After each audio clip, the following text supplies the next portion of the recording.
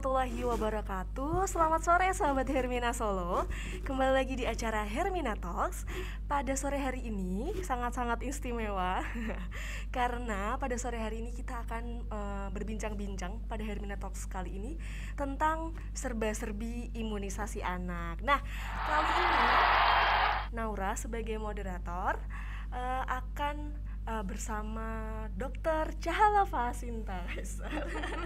Selamat sore semuanya. Selamat sore dokter. Gimana dok kabarnya dok? Alhamdulillah baik. Semoga semua juga sehat ya. Sehat, alhamdulillah. Ya. Oke, sore hari ini kita akan membahas mengenai imunisasi ya dokter ya. Ya. Oke, mungkin ini sudah banyak dari bunda-bunda sekalian dok yang bertanya-tanya ini soal imunisasi gitu ya dokter ya. Karena kan apalagi sekarang ini kan pandemi ya dok ya. Jadi kan apa ya dok, lebih akan lebih rentan lagi apabila tidak diimbangi dengan imunisasi gitu ya dok. Oke. Nah dokter, mungkin bisa dijelasin dulu dok sebenarnya imunisasi atau vaksinasi gitu ya dokter ya. Nah itu tuh sebenarnya apa sih dok? Jadi imunisasi atau vaksinasi itu suatu proses atau tindakan di mana kita membuat seseorang menjadi imun gitu ya, menjadi lebih kebal atau lebih kuat menghadapi penyakit yang menular dengan cara memasukkan zat atau vaksin ke dalam tubuh individu tersebut tanpa menimbulkan sakit. Jadi dia memberikan memasukkan suatu zat, boleh inaktif, boleh virus yang dilemahkan tanpa menimbulkan sakit, tetapi menimbulkan antibodi yang optimal untuk melawan penyakit tersebut. Seperti itu. Keren banget ya dokter ya. Iya, itu saya pikir kemajuan sumbangan ilmu kedokteran yang paling keren untuk kesehatan ya, untuk dunia ya, karena dia nggak buat kita sakit tapi buat kita kebal gitu. Iya, hanya dengan menyuntikkan saja gitu ya. Iya, entah kita suntikan, entah kita teteskan, jadi bentuknya macam-macam ya, bisa via oral atau lewat mulut seperti itu, seperti polio atau rotavirus, bisa juga lewat suntikan gitu. Oke, baik. Ya, sebenarnya imunisasi ini hanya untuk anak sajakah atau bisa juga untuk orang dewasa sih dok sebenarnya? Sebenarnya ya, sebenarnya harusnya semua orang itu diimunisasi. Sebagai contoh kita lihat ini ya, sekarang corona nih, semua orang kan diimunisasi gitu ya. Nah, sama yang lain juga, cuma memang masih terkenalnya gitu ya, terkenalnya anak yang harus imunisasi, padahal nanti ada lanjutan-lanjutan sebenarnya. Misalnya DT itu kita harus ulangan 10 tahun sekali, tipoid itu kita ulangan 3 tahun sekali gitu ya, sama influenza 1 tahun sekali.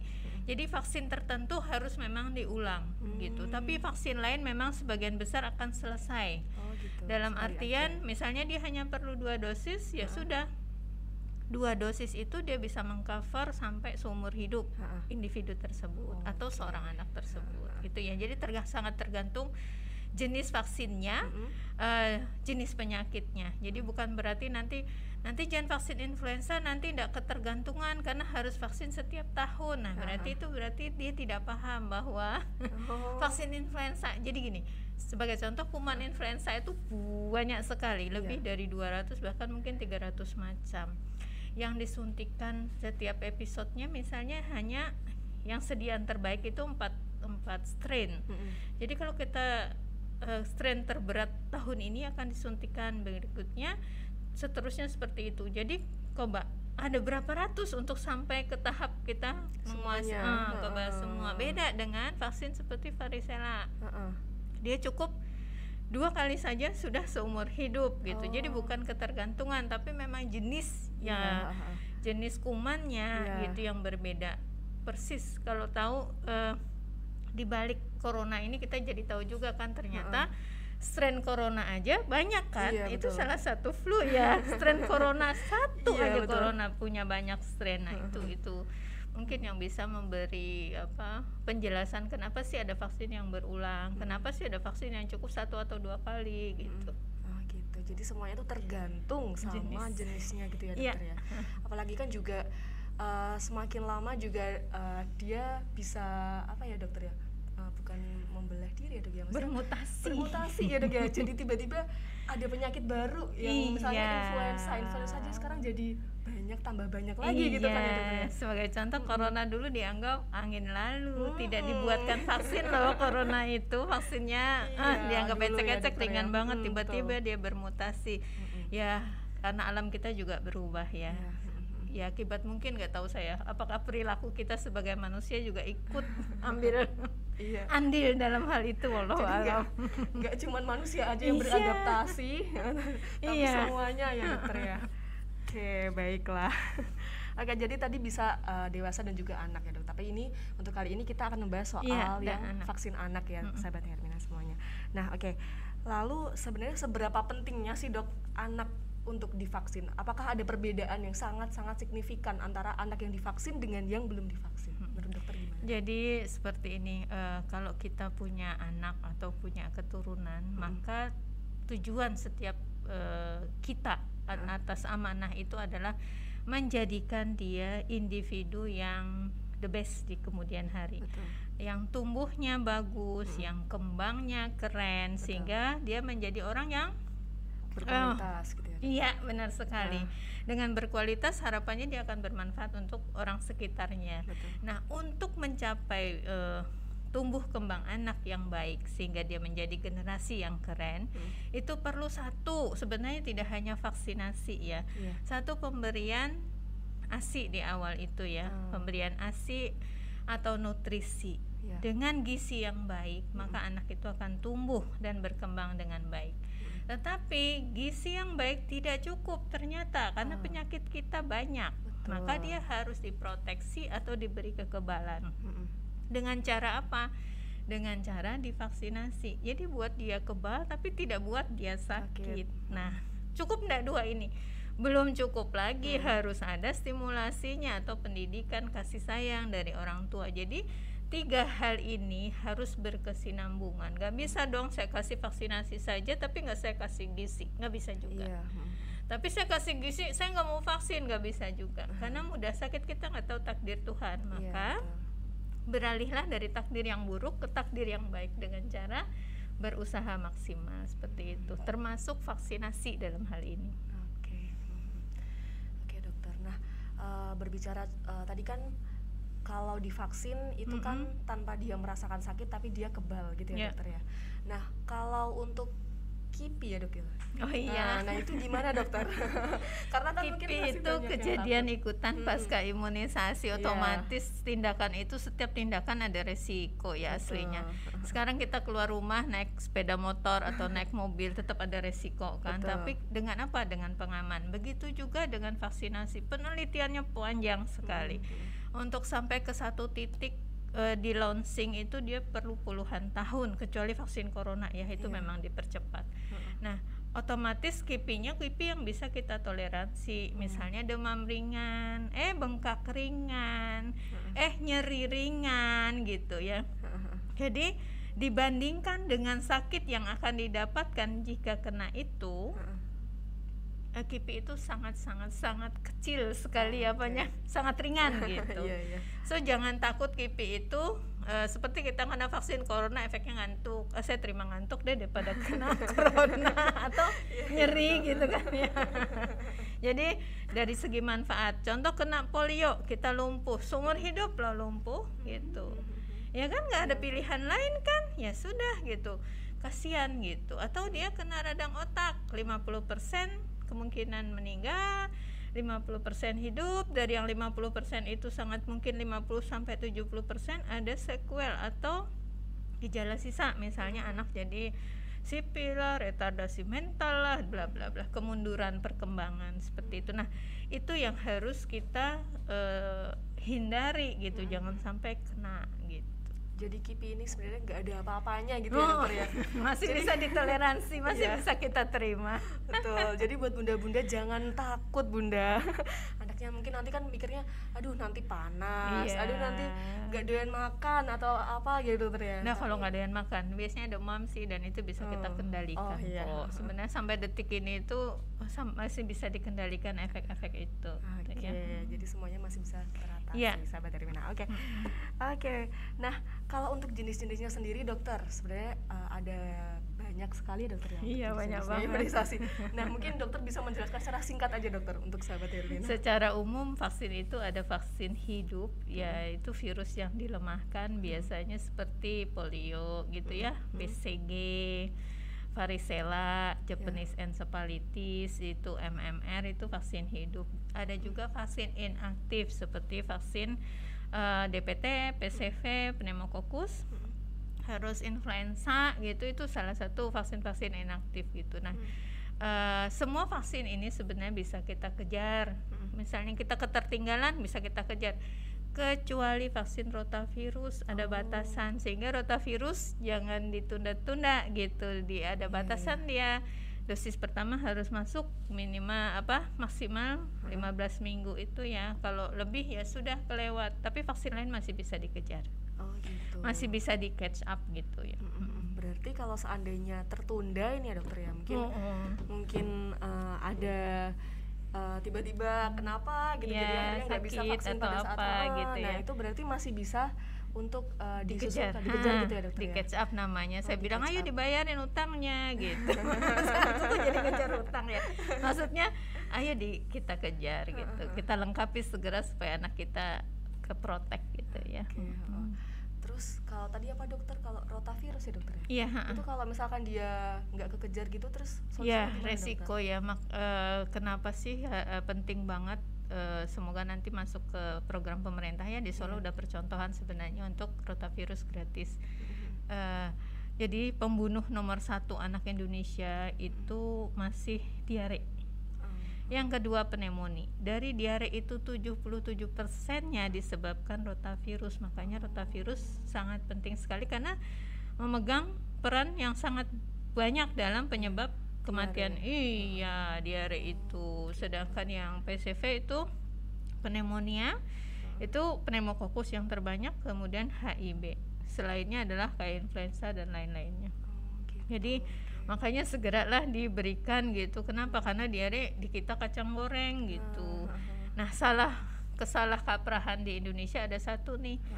Misalnya dia diare, nggak apa-apa dia mau pintar, nggak apa-apa dia mau jalan, nggak apa-apa dia mau, ibaratnya gini, anak itu mau berkembang tapi harus diare gitu. Itu salah benar.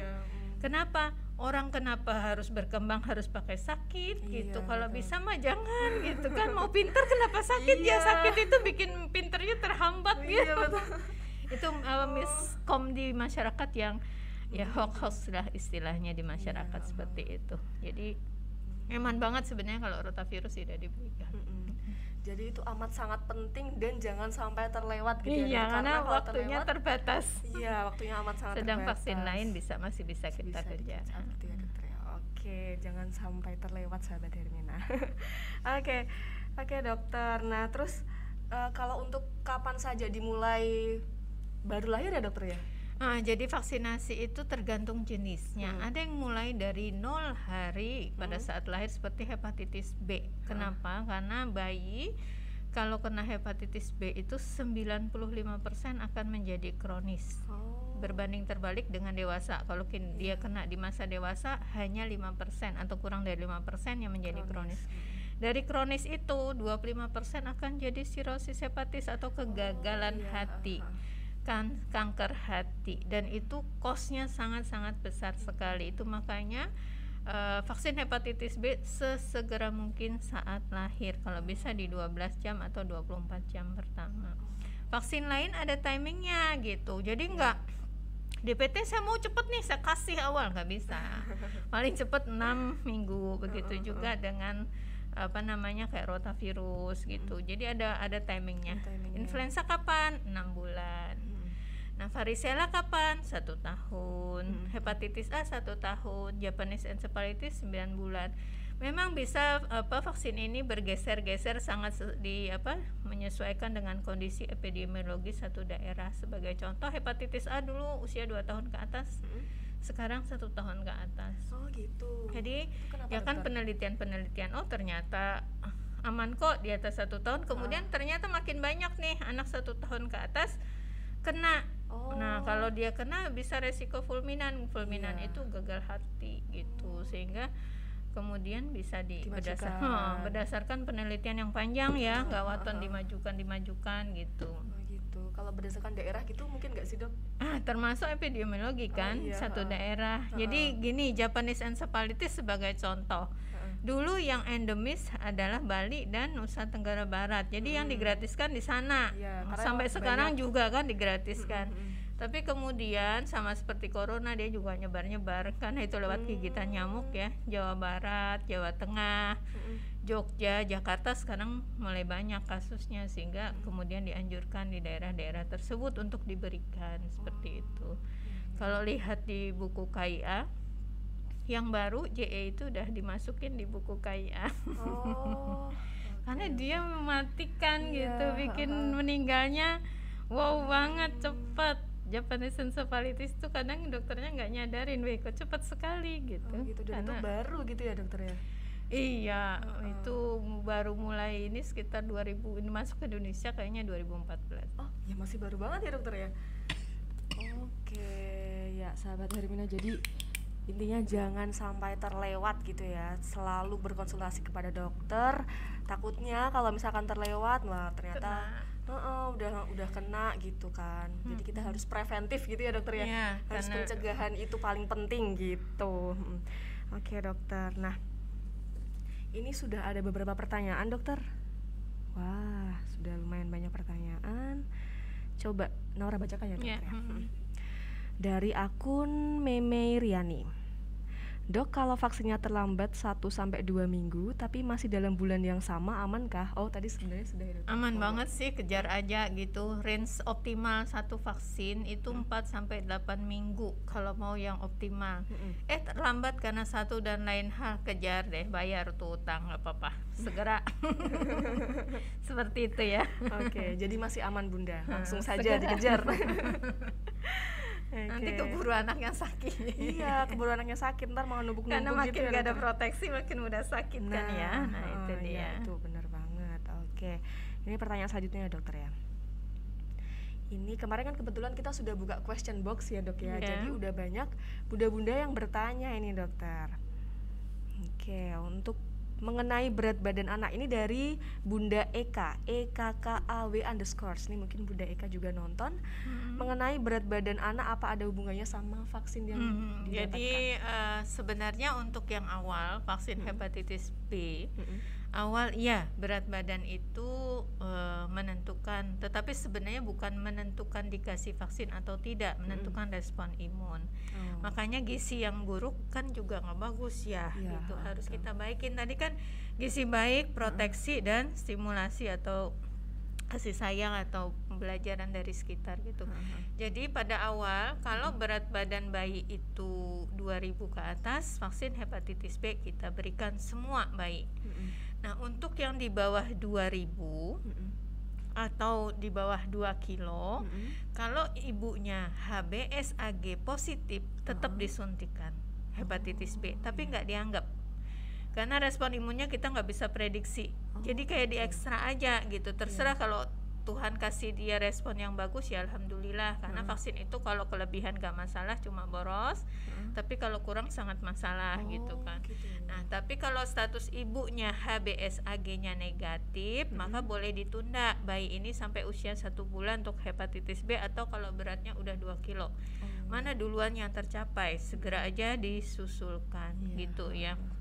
Nah, selanjutnya bagaimana? Selanjutnya ya sudah ngikutin vaksin-vaksin itu, nggak pakai syarat berat lagi gitu. Jadi tetap diberikan gitu ya. Oke. Jadi kalau misalkan dia misalkan ya dokter, misalkan ibunya itu HBsAg positif, nah terus bayinya kurang dari 2 kilo ya maka dok, dia tetap diberikan hepatitis B plus imunoglobulin ya. Nggak boleh nyebut nama aslinya, imunoglobulin terhadap hepatitis B gitu ya.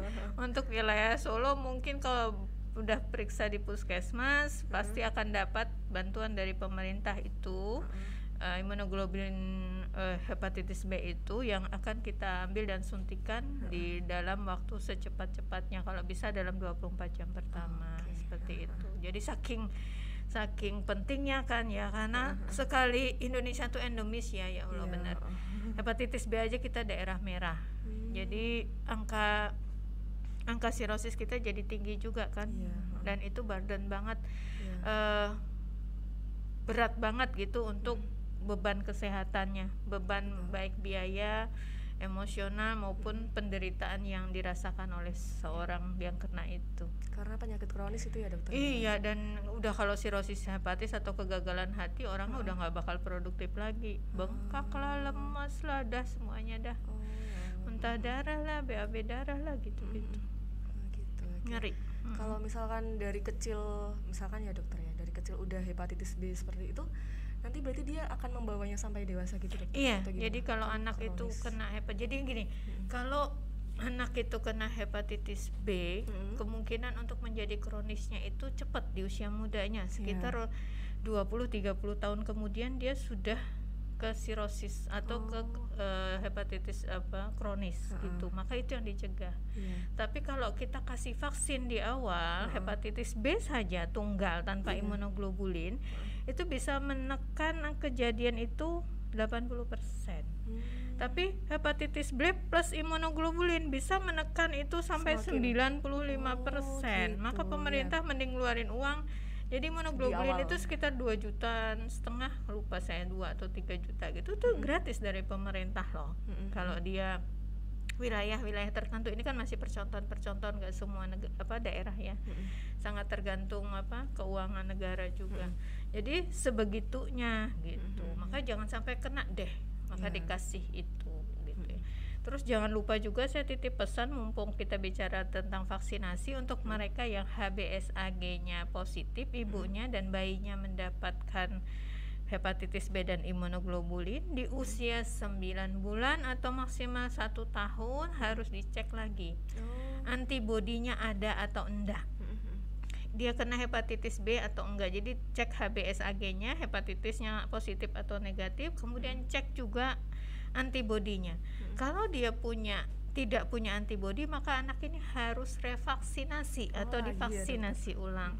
Jadi ini kondisi khusus ya. Nah, kalau dia sudah punya ya alhamdulillah, sebagian besar punya. Gitu ya. Berarti penting untuk dicek lagi gitu ya dokter? Iya, pengecekan itu sudah sebenarnya ada programnya itu sebenarnya. Kembali lagi, kalau untuk vaksin hepatitis B ini tidak ada maksimalnya ya dokter ya? Maksudnya nggak harus yang harus 1 kali, harus 2 kali gitu? Jadi hepatitis B di kita kebetulan karena teorinya sih 3 kali itu udah cukup ya.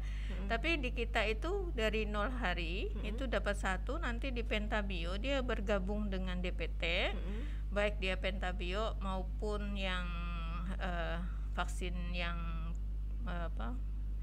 yang sebagian besar tanpa demam, yang DPAT, itu dapat 3 kali lagi jadi 4 kali, nanti diulangannya di 18 bulan dapat lagi. Jadi anak-anak kita akan minimal dapat 5 kali hepatitis B. Kenapa? Kan lebih, kenapa? Padahal 3 tadi kan bilang, lebih nggak apa-apa dong. Bahkan penelitiannya bilang mereka yang tidak respon terhadap vaksin hepatitis B 3 siklus ditambahkan 1 siklus akan menaikkan responnya lebih tinggi. Tambahin lagi 1 siklus menaikkan sampai 40% untuk mereka individu yang non respon. Ada loh individu yang tidak respon terhadap vaksin, termasuk saya. Saya tidak respon terhadap vaksin pertama, antibodi saya 0. Terus saya vaksin lagi 1 siklus, antibodi saya jadi naik banget. Nah, itu sebagai contoh seperti itu. Gitu ya. Jadi penting banget untuk dilihat dulu gitu ya dokter ya. Iya, tapi secara umum sebenarnya untuk anak yang dengan ibu HBsAg negatif tidak diperlukan pengecekan. Hanya untuk yang HBsAg positif yang diperlukan pengecekan. Baiklah. Oke dokter, ini selanjutnya ya dokter ya. Apa di Rumah Sakit Hermina menyediakan imunisasi PCV dan JE? Ini JE yang tadi dibahas ya dokter ya. Lengkap, insya Allah. Insya Allah di sini lengkap PCV bunda. ada yang 13 strain di kita, ada yang 10 strain. Begitu juga Japanese encephalitis tersedia. Oke, semuanya lengkap bunda. Jadi langsung aja ke Rumah Sakit Hermina Solo karena semuanya ada. Oke, untuk pertanyaan selanjutnya ya dokter. Ini ada pertanyaan dari Desi Aprilia. Oke,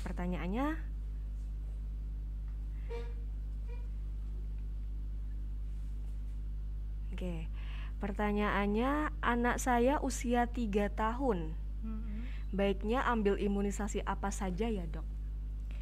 Oh, kalau itu mungkin ibu harus datang ke poliklinik, kemudian harus kita lihat apa yang sudah dia dapat dan apa yang belum dia dapat, gitu ya. Kalau dia hanya tergantung lagi gitu ya, nanti banyak pilihannya itu. Jadi sangat tergantung apa yang sudah didapat, nanti kita bisa konsultasi gitu dan kita tentukan, oh Bu, ini bisa kita kejarkan, gitu ya. Mungkin segera saja. Iya. Oke. Iya. Lanjut dokter. Wah, ini sebenarnya ada pertanyaan yang bentar. Oh, ini dari akun Kania VHEE. Pertanyaannya, dokter, anak saya penyintas usia 2 tahun. Untuk kedepannya paru-parunya bisa sehat kembali tidak ya dok? Dan perlu imunisasi apa? Gitu. Oh, penyintas maksudnya corona gitu ya. Oh, semoga ya Bu ya, ini penyakit baru, harapan kita tidak ada prolong COVID gitu ya. Semoga arahnya baik gitu. Apalagi kalau kemudian evaluasinya dia, saya nggak tahu kemarin yang dikenai apa saja atau ronsennya seperti apa, tapi sebagian besar pasien kita juga alhamdulillah baik dan tidak ada gejala sisa, harapannya seperti itu gitu ya. Nah, vaksinasi apa yang dilengkapin? Semua vaksin berlaku gitu kan. Terus nanti kalau sudah ada vaksin corona untuk anak juga diikutin aja. Oh gitu ya. Sementara baru di 6 tahun sampai 11 tahun ya, yang terbaru nanti arahnya 3 tahun ke atas juga akan diberikan. Tapi sambil menunggu vaksin itu tersedia, maka dilengkapi vaksin yang lain, termasuk vaksin influenza yang lain. Kenapa? Karena dengan pemberian vaksin influenza itu ternyata memperkuat kita untuk tidak terkena corona juga, atau kalau terkena corona kita lebih ringan dibanding mereka yang tidak divaksin. Itu penelitiannya gitu. Itu mungkin itu aja. Oke. Nah, ini ngomong-ngomong soal vaksin anak dan COVID ya dokter ya. Nah, mungkin nggak sih dok kalau nanti gitu ya 5 tahun lagi, 10 tahun lagi gitu ya dokter, vaksin COVID ini adalah vaksin yang wajib untuk diberikan? Masih mungkin ya, karena vaksin itu dibuat gitu. Untuk satu, untuk penyakit yang sangat fatal seperti meningitis yang mematikan, kedua yang sangat menular termasuk kayak corona. Jadi tadi saya bilang dulu corona tidak dianggap, corona itu bagian dari salah satu penyebab influenza. So sebenarnya vaksin influenza itu sudah diberikan, cuma corona karena dianggap remeh dulu nggak dibuatin vaksin. Ya mungkin saja suatu saat dia dijadiin vaksin, sekarang udah jadi vaksin kan, ya udah itu sama dengan vaksin influenza sebenarnya, cuma isinya coronavirus gitu. Vaksin influenza lain isinya lain lagi gitu. Jadi sebenarnya vaksin corona itu sama persis dengan vaksin influenza dengan isi yang berbeda. Nah, jadi ya nggak apa-apa kan. Gitu ya.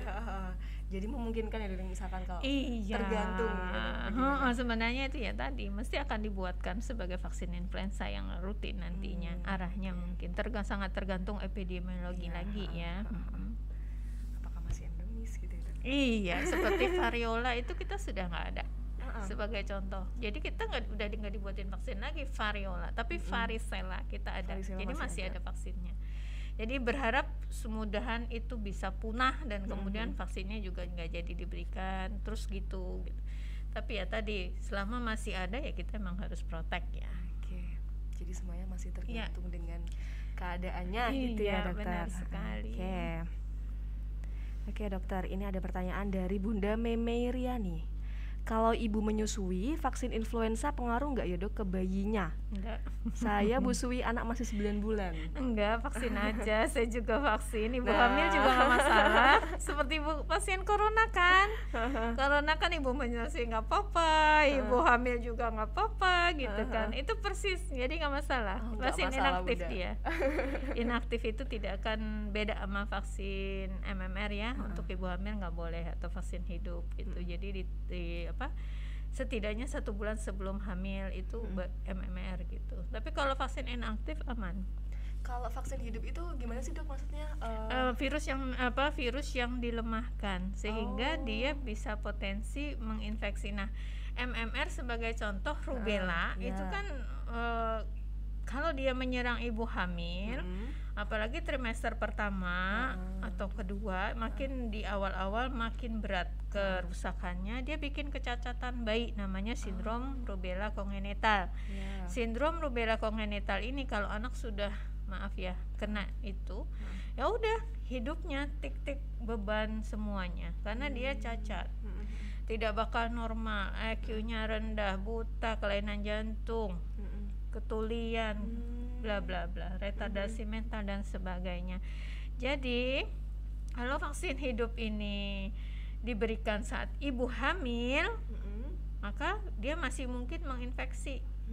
Ya kan, meskipun ringan. Nah, resiko juga ke bayi. Itu makanya seperti MMR itu diberikan sebelum program hamil, setidaknya 1 bulan sebelum hamil. Tapi kalau bisa mau menikah itu vaksin supaya tidak ini gitu, tidak pas hamil disuntikan. Tapi kalau vaksin influenza, vaksin inaktif, dia nggak mungkin kan bermutasi, dia nggak mungkin kan menginfeksi seperti itu, maka aman diberikan. Jadi nggak ada dong orang hoaxnya gini ya, habis divaksin corona kena corona. Nggak mungkin kan ya, gitu capek banget. Jadi vaksin itu karena dia vaksin inaktif, otomatis dia tidak akan bikin sakit coronanya. Tapi dia membuat antibodi terhadap coronanya, benar. Kemudian harus saya ingatkan juga, karena influenza itu adalah kacang goreng. Kacang goreng dalam artian saking banyaknya. Anak normal aja gizi baik di kita itu 6 sampai 17 kali per tahun bisa kena. Dari varian ringan sampai yang berat. Nah, setelah divaksinkan, sebenarnya semua vaksin ini berlaku, tidak hanya influenza, tapi karena hoaxnya terlalu banyak gitu dan mudah banget menular, 4 minggu setelah disuntikan baru antibodi itu terbentuk. Iya kan? Kemudian disuntikan yang kedua, antibodinya makin tinggi, seperti itu. Jadi antibodi itu perlu proses untuk jadi terbentuk Jadi nanti kalau vaksin influenza pagi hari, siang ketemu orang sakit influenza, sorenya kena flu, karena inkubasinya dari 3 jam sampai 3 hari tergantung kuman. Ya bukan karena habis divaksin terus jadi sakit gitu, mau lurusin aja sih. Betul. Karena banyak banget kan waktu itu. Bener banget. Jadi antibodinya itu belum terbentuk secara sempurna, lalu tiba-tiba ada yang masuk gitu ya dokter ya. Benar-benar, jadi harus dibedakan koinsiden ya istilahnya. Ini saya merawat pasien demam berdarah, dia habis baru vaksin corona. Nah, tahu nggak yang keluar di tetangganya, habis divaksin mondok di rumah sakit, katanya padahal sakitnya demam berdarah. Gak ada hubungannya sama vaksinnya. Dan terbukti dia dengue gitu, positif. Terus begini, ya Allah, tapi kan yang terjadi kan habis vaksin mondok di rumah sakit. Nah, orang-orang nih ngeliat. Nah, gitu yang saya bilang. Jadi kalau kita mendengar info dan sebagainya, cek dan recheck itu sangat penting sekali, dan bertanya kepada yang benar gitu ya, kepada orang yang benar itu sangat penting gitu. Kalau enggak, udah deh kesesat kita kemana-mana. Ya kan? Dulu orang takut vaksin corona, sekarang orang berlomba-lomba cari vaksin corona. Berapa puluh juta udah divaksin, nggak ada apa-apa kan ternyata gitu. Tapi ya tadi hoax itu memang susah. Pinter-pinternya dokter. Iya, benar sekali. Oke dokter, ini pertanyaan selanjutnya dokter. Ini ada pertanyaan dari Bunda Irawati _ska. Dok mau tanya, kalau trombosit turun itu apa? Itu makanan atau buah yang baik untuk trombosit turun apa ya untuk bayi usia 1 tahun? Wah, ini agak melenceng dari imunisasi sebenarnya. Tapi trombosit turunnya karena apa dulu ya? Kan trombosit turun tuh banyak sekali sebabnya, dan obatnya sangat tergantung sebabnya. Kalau karena demam berdarah, ya dia nanti naik sendiri gitu di hari ketujuhnya. Makanan minuman atau ini yang penting makanan minuman bergizi. Buah apa enggak, semua buah ternyata bukan hanya jambu saja. Yang penting sehat. Dengan dia asupan baik, maka daya tahan tubuhnya baik, responnya juga bagus, dia tidak akan mudahan tidak yang berat gitu. Tapi kalau imun trombositopenik purpura, suatu kondisi autoimun, ya makan buah apapun nggak ngaruh gitu, beda cerita ya. Atau karena cancer atau karena sepsis, ya beda lagi. Jadi trombositopeniknya karena apa dulu, karena itu sebabnya banyak banget gitu ya. Jadi kita harus tapi kalau karena demam berdarah, ya makan aja apa yang ada yang sehat pokoknya. Semua buah juga boleh. Tidak harus buah nih sebenarnya, semua yang sehat. Tidak harus jambu ya dokter ya? Tidak harus jambu, boleh pir melon silakan. Itu Bunda silahkan. Tapi ingat untuk anak umur 1 tahun atau di bawah 2 tahun itu buah itu tidak terlalu banyak kita berikan ya. Yang dipentingkan adalah protein hewannya dan ada lemak tambahannya untuk tumbuh kembang dia. Buah dia hanya dikenalin aja. Jadi mau lurusin juga nanti takut kasih buah semua nih gitu kan, kurus nanti anaknya pula. Karena kita mau numbuhin otak nih di bawah 2 tahun itu gitu kan. Nanti setelah 2 tahun buah sayurnya boleh lebih banyak. Nanti sama dengan dewasa sekitar 12 tahun. Kenapa? 12 tahun itu udah selesai tumbuh otaknya. Nah dewasa itu makanannya harusnya sayur buah yang banyak gitu. Jadi jangan buah semuanya juga. Iya, gitu nanti ya, kurus nih, salah pula nanti. Semoga terjawab ya Bunda. Yang mau bertanya masih ditunggu juga pertanyaannya. Oh ini ada pertanyaan lagi dari Bunda Muktiwardani 248. Dokter, anak saya umur 6 bulan jalan 7 bulan. Masih boleh nggak ya dok untuk imunisasi PCV? Boleh, pakai banget, segera saja karena dia pneumonia tuh senang banget sama bayi kecil di bawah 1 tahun. Jadi kenapa sih vaksin itu 2 bulan udah diberikan gitu? Kenapa nggak saya 2 tahun aja, biar 2 tahun nanti kan cuma sedikit ya gitu, cuma 1 kali gitu ya. Enggak, karena dia suka banget di bawah 1 tahun itu. Padahal kalau sekali anak itu sakit, dia mendropkan kondisi anak itu minimal sekitar 1 minggu. Kemudian dia baru kembali menuju sehatnya paling seminggu. Mudah banget dia sakit sesudah itu. Jangan sampai kalau bisa di bawah 1 tahun itu sakit gitu ya. Maka proteksi dengan ASI, vaksin, gizi yang baik itu sangat penting di situ. Apalagi itu masih golden period gitu ya dokter. Benar sekali. Maka 1-2 minggu yang tertunda itu sangat berpengaruh juga ke otak ya. Kita mau ngejar otak kan, ini nggak ngejar apa-apa. Tubuh itu efek samping, maksudnya gini, numbuhin otak gitu. Badan itu ya sebenarnya bukan hal yang ini, otaknya yang penting. Semoga terjawab ya Bunda. Langsung saja Bunda langsung diimunisasikan gitu ya. Ini lagi ada pertanyaan dokter. Sudah habis dokter ternyata. Ini sudah tidak ada lagi pertanyaan. Mungkin sahabat dari Mina Solo yang ingin bertanya, masih boleh ya, ditanyakan saja di kolom komentar gitu ya. Di Rumah Sakit Hermina Solo sendiri juga ada paket vaksin ya dokter ya. Ada paket vaksin dasar dan juga paket vaksin lengkap gitu ya dokter ya. Nanti salah satunya nanti bisa sama dokter Cahalafa ya sahabat Hermina. Untuk menambahkan ya, sering juga salah kaprah antara vaksin wajib dan tidak wajib. Jadi aslinya gitu, arahnya nanti vaksin itu yang sesuai dengan Ikatan Dokter Anak itu yang ideal atau wajib. Tapi sekali pemerintah bilang wajib, maka pemerintah harus mensubsidi. Nah, itu sangat disesuaikan dengan keuangan pemerintah.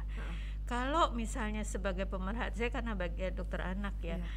Sebelum tahun 2014 vaksin itu minimalis banget, hanya DPT, hepatitis B, BCG gitu, campak, nggak ada pula rubella, nggak ada juga HIV. Nah, apakah HIV tidak wajib? Wajib, tapi mungkin uangnya saat itu belum cukup. Nah, kemudian dimasukkan bertahap vaksin HIV. Jadilah DPT, HIV, hepatitis B.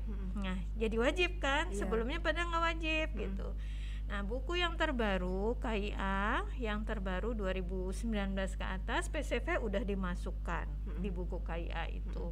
Sebelumnya nggak ada, jadi wajib gitu. Sebelumnya nggak wajib, jadi antara wajib dan tidak wajib sangat tergantung pada keuangan pemerintah. Nah, selama pemerintah tidak atau belum mampu untuk memenuhi segalanya, maka alangkah baiknya kita sebagai orang tua, maksud saya melengkapi itu gitu. Sangat tidak tergantung pemerintah karena kondisi yang begini ya gitu. Jadi lengkapin saja sesuai dengan Ikatan Dokter Anak itu. Jadi tidak ada lagi wajib dan tidak wajib aslinya. Tapi semaksimal yang kita bisa berikan. Kalau kita saya sampai gini, prinsip hidup saya ya, baju boleh 5.000 perak gitu. Anak saya. Tapi asupannya kudu keren. Keren itu bukan berarti harus mahal loh, tidak harus makan salmon. Kenapa? Karena ikan kembung lebih keren daripada si salmon gitu. 1 potong salmon, 2 kilo ikan kembung. Jadi memberikan yang terbaik tidak harus mahal, tetapi memang vaksin itu memang mahal, masih mahal.